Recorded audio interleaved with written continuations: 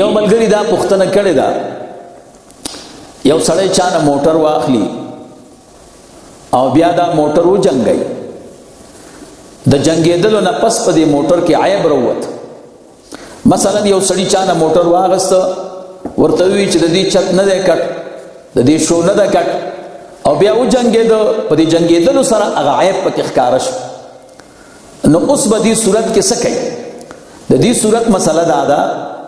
چې دا سړی دا موټر نشي واپس کولی مالک ته بلکې د دغه عیب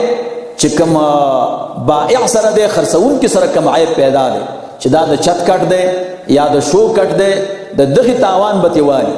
یو موټر دی چې د هغې چت نه دی کټ د هغې قیمت به وګوري او چې چت یې کټ یې څومره قیمت دی د دې په اندازه کې چې کوم نقصان دی هغه به درته ورکړي او دا موټر اخیستونکی نشي کولی چې دا پس د جنګېدلو نه موټر واپس کړي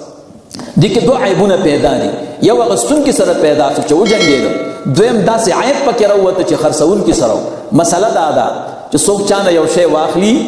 او د دې اخیستونکي سره پکې عیب پیدا شو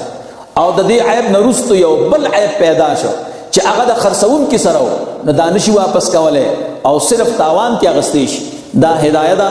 هدایه بیوع ده او 3 نمبر جلد ده او صفحه ده 46 عمده مسله کوي واذا حدث عند المشتري عيب واطلع على عيب كان عند البائع فله ان يرجع بالنقصان کله چې پیدا شي د مشتری سره یو عیب واطلع على عيب او د خبر شي په عیب یا بل څوک خبر ورکی دا سه عیب باندې چې عند البائع ده نو د لپاره دا حق شته چې نقصان رجوع بالنقصان وکړي او دا حق نه لري چې مشتری سره دا عیب پیدا شوی دی مالک ته واپس که مالک سره د دې عیب سره د دې جنګېدلو په دې باندې خوشاله و نو بیا دې ورکړي وته دا هدایه ده 3 جلد صفحه چې ده 46